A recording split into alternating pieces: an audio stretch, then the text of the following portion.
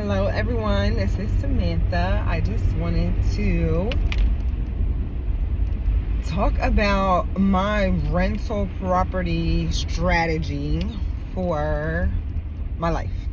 So I've bought properties, of course, only what I could afford at first, and when the market went crazy, I sold them and bought properties that I think will have a better increase in value due to neighborhoods, school districts, year built, the style that it's built, and we rent them out. I don't have any problems with any of my renters making their payments. If they're late, they get late fees. So my next thing was, I'm dealing with these properties that now either I paid $150, $190, maybe they're worth $250 now, and the tenants, of course, are paying off the notes for us, and they're cash flowing a little bit, about 500. One's cash flowing more because it is I paid cash. It was like other properties paid for it.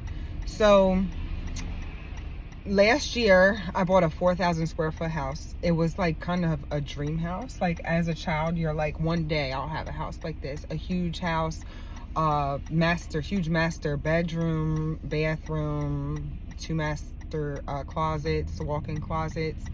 It has finished basement. It's just a big, beautiful house, attached garage. I mean, it's your ticky-tacky, pretty much any suburban neighborhood would look like. And I bought it.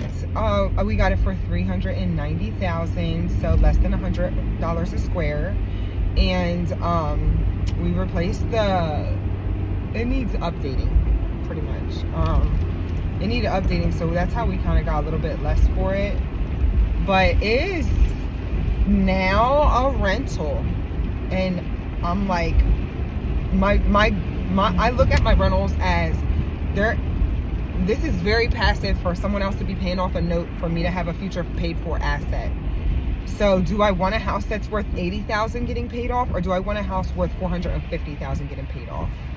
You know what I mean? Like, they're both the same amount of headaches. Maybe you're dealing with a better quality tenant. You got a better quality house, more upgrade, more potential for appreciation, more potential for your tenant to appreciate the property as well, because it's a beautiful home that they probably wouldn't have access to.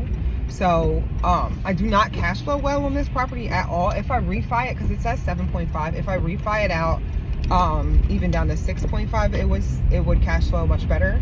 It is rented for $360 per month, and we had our first month this month, and they paid perfectly and on time. So I know people like, oh, you get such good tenants, but I talk to people and I'm like straightforward with them about it, and set the expectations from the beginning. I learned to do that with my tenants, because otherwise they try to play games and then I have to get them out of there. So yeah, this is like a retirement. So right, in 30 years somebody else will pay this mortgage off, and the house will be worth, hopefully in 30 years, upwards of $500,000. And that's gonna mean that I have $500,000 towards either living there, continuing to rent it for $3,600 or more, or selling it and getting all that cash and using it as a retirement vehicle. So I think properties are the easiest way to use as a retirement vehicle, because you can see it, you can smell it, you can feel it, you can touch it, you can live in it, you can rent it, you can sell it, you can house hack it, you can rent it to nurses, you can do so many things with a home, whereas more people are afraid of the market shifts in the stock market. So I think real estate is always a great play. And like I said, my idea was, do I want tenants paying off assets that are in rundown areas that are only going to cap off at maybe $120,000 in value? When you renovate a home, the materials that you put in a $500,000 house and the materials that you put in a house that's $120,000 is damn near the same. Okay, you might have more square footage in the larger house. You might put granite in the larger house versus Formica, I guess. But